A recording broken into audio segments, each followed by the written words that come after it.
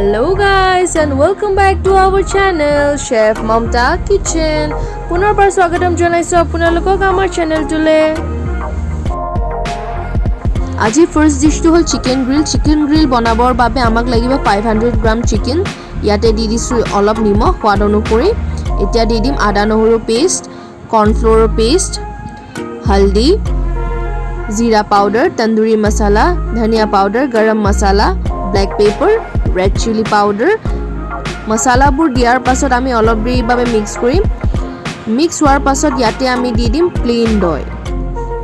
দৈটো দিয়াৰ পাছত ইয়াতে দি দিছো আমি চেনি আৰু দি দিছো কসুৰি মেথি। সববোৰ দিয়াৰ পাছত ভালদৰে মিক্স কৰি আমি প্ৰায় 2 ঘণ্টাৰ কাৰণে মেৰিনেট কৰিম আৰু আবেলি আমি গ্ৰিল কৰিম। এতিয়া দি দিছো ফুড কালাৰ। আমাৰ সেকেন্ড ডিশটো হল পোলাও। চিকেনটো আমি মেৰিনেট হ'বলৈ ৰাখি দিছো। মিনৱাইল আমি পোলাও প্ৰিপাৰেচনটো কেনেকৈ কৰো আৰু কি কি ইনগ্ৰেডিয়েন্টস লাগিব আহকচোন চাও। সো গাইস, পোলাওটো বনাবলৈ আমাক কি কি ইনগ্ৰেডিয়েন্টস লাগিব আহকচোন চাও। প্ৰথমেটো লাগিব আমাক গোটা জালুক, লং, ইলাইচি, কিশমিশ, দালচিনি, কাজু বাদাম, তেজপাত, চেনি আৰু নিমখ। তাৰ পাছত লাগিব আমাক ৰুকি থোৱা নাৰিকল, ফ্ৰাই কৰি থোৱা কেটামান পিয়াজ আৰু ঘি। সো গাইস, এতিয়া আমি গৰম কৰি লম কুকাৰটো গৰম হোৱাৰ পাছত আমি 1 টেবলস্পুন ঘি দি দিম। ঘিটো অলপ দেৰি বাবে গৰম হ'বলৈ দিম। ঘিটো গৰম হোৱাৰ পাছত ইয়াতে দি দিম আমি দুটা তেজপাতটো দিয়াৰ পাছত আমাৰ প্লেটত যিমানখিনি মছলা এণ্ড ড্ৰাই ফ্ৰুটছ আছিলে আমি দি দিম আৰু দিয়াৰ পাছত অলপ দেৰি বাবে ফ্ৰাই কৰিব লাগিব। কাজু, কিশমিশ, লং, ইলাইচি, তেজপাত যিমানখিনি বস্তু আছিলে ভালদৰে ফ্ৰাই হোৱাৰ পাছত ইয়াতে আমি দি দিম আমাৰ চেনি, নিমখ। সববোৰ ভালদৰে মিক্স কৰাৰ পাছত অলপ দেৰি বাবে ফ্ৰাই কৰিম। যেতিয়া এইবোৰ ভালদৰে ফ্ৰাই হৈ যাব ইয়াতে আমাৰ দি দিম ধুই থোৱা বাসমতি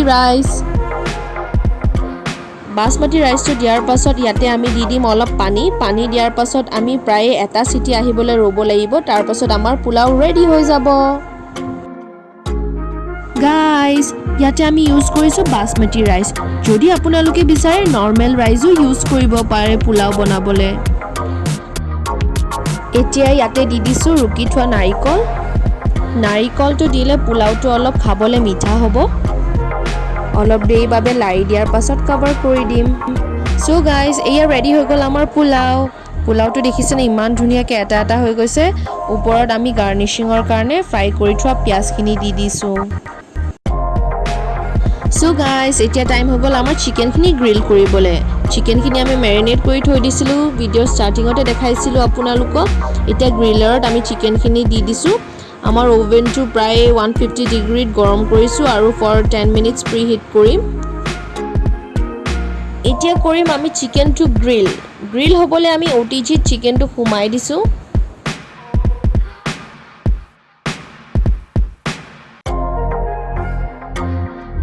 আৰু এতিয়া আমি বন্ধ কৰি দিছো, মাজে সময় চাই থাকিব লাগিব। সো গাইস, এয়া ৰেডি হৈ গ'ল আমাৰ চিকেন গ্ৰিল। আজিৰ থাৰ্ড ডিশটো হ'ল চিকেন কাৰী ৰেচিপি আমি অলৰেডি আগৰ ভিডিঅ'ছবোৰত দিছো। আপোনালোকক লিংক ডেছক্ৰিপশ্যনত দি দিম। তেলটো গৰম হোৱাৰ পাছত কেটামান ইলাইচি, শুকান জলকীয়া, তেজপাত দি দিম। তাৰ পাছত আমি দিম কেটামান কাটি থোৱা পিয়াজ আৰু অলপ দেৰি বাবে ফ্ৰাই কৰিম। পিয়াজটো অলপ দেৰি বাবে ফ্ৰাই হোৱাৰ পাছত ইয়াতে দি দিম আমাৰ মেৰিনেটেড চিকেনটো আমি ভিডিঅ'ৰ ষ্টাৰ্টিঙতে দেখাইছিলো কেনেকৈ আপোনালোকে চিকেন মেৰিনেট কৰিব পাৰে।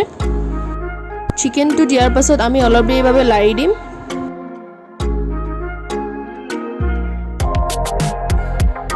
এতিয়া ইয়াতে দি দিম আমি সোৱাদ অনুসৰি নিমখ।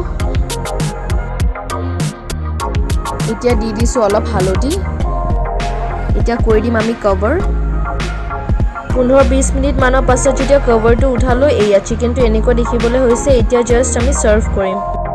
ফাৰ্স্ট ডিশ আছিল আমাৰ চিকেন গ্ৰিলটো আমি চাৰ্ভ কৰিলো। এয়া চাওক, আমি সাইডত ৰাখিছো পুদিনা আৰু নাৰিকলৰ চাটনি আৰু কেটামান নেমু কাটি লৈছো আৰু লগত আছে দাইল,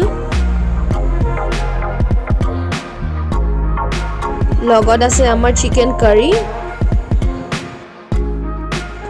লগত আছে পোলাও আৰু এটা ৰুটি আৰু লগত আছে দৈ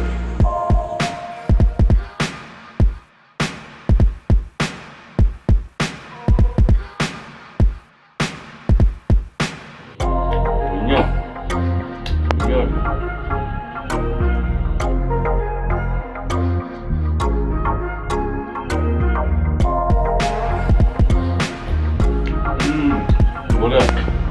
Kalau chicken dunia ada.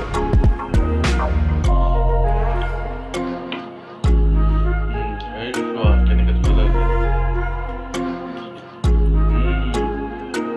Satu lebih berapa nak tahu? Chicken tandoori, pulao, gravy chicken boleh ni kini kita boleh kini kita lagi. Kali aku nonton recipe lagi, aku lagi saja. Hai. আজিলৈ ইমানে আছিলে শেষলৈ চোৱাৰ বাবে ধন্যবাদ